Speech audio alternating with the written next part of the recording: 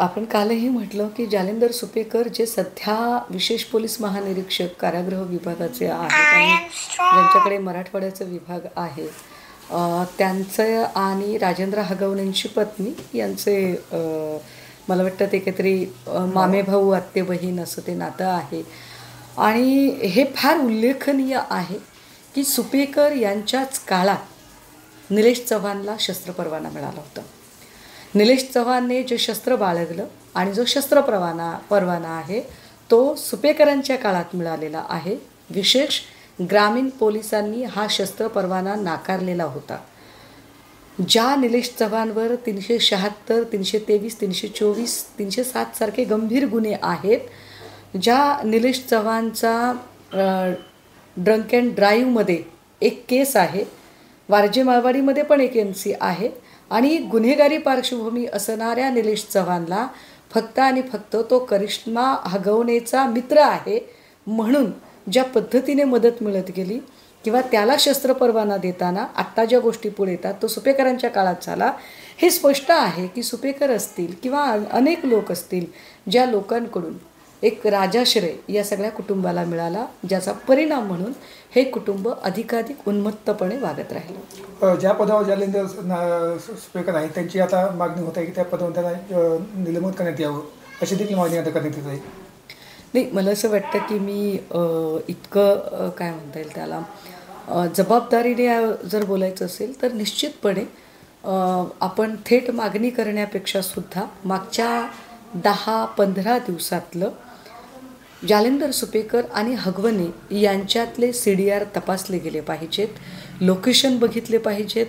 सुपेकर यांच्याकडे हा माणूस होता का? कारण तो बावधनमध्ये सापडलेला आहे. बावधनमध्ये सापडला म्हणजेच तो अगदी पुण्यातच कुठेतरी होता.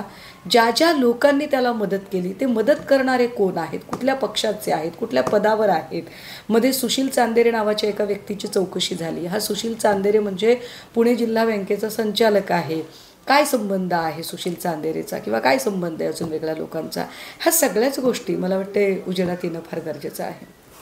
सध्या जे रुपाली चाकणकर त्याचे आता त्यांचे राजीनाम्यात मागणी होती की रुपाली चाकणकर वेळेवरच दखल घेतली असती तर ही घटना घडली नसती. चाकणकरांनी सांगितलं की आम्ही मुळात माझ्याकडे हगवणेंचा कुठलाही अर्ज आला नाही. मात्र चाकणकरांचं म्हणणं हे मयुरी हगवणेंनी हाणून पाडलेलं आहे आणि त्यांनी अर्ज दाखवले की कशा पद्धतीने त्यांनी तो पत्रव्यवहार केला होता.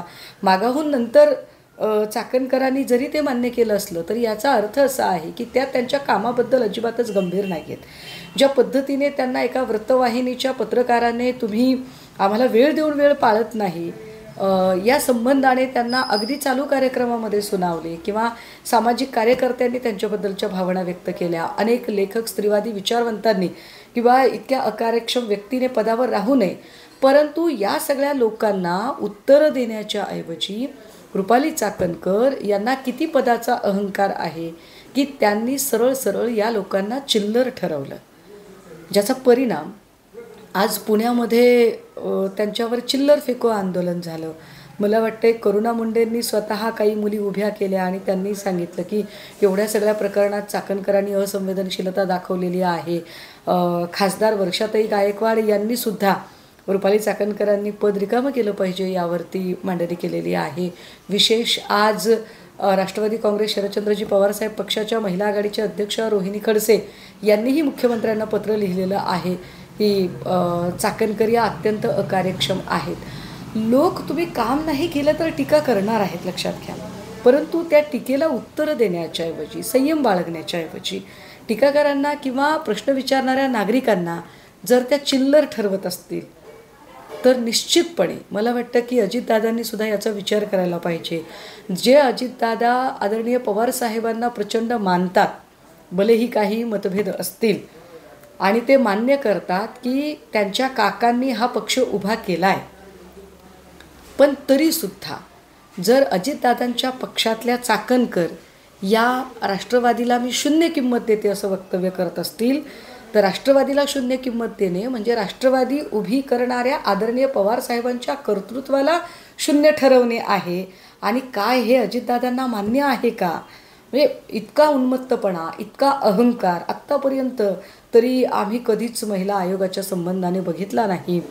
मला असं वाटतं की त्यांनी किमान 10 केसेस दाखवाव्या, ज्या 10 केसेसमध्ये पीडितेला खरंच न्याय मिळालेला आहे. मी अहवाल मागितला आणि मी त्यांना तक्रार दाखल करायला सांगितली. हे असलं गोड बोलणं आणि गोलगोल बोलणं त्यांनी सोडून 10 केसेस, ज्या केसेसमध्ये त्या निष्कर्षापर्यंत पोचल्यात आणि पीडितेला न्याय दिला आहे, अशा 10च केसेस त्यांनी सांगाव्यात. मला वाटतं त्या त्यांना सांगता येणार नाहीत आणि म्हणून अशा व्यक्तीने या पदावर राहणं योग्य नसणार आहे.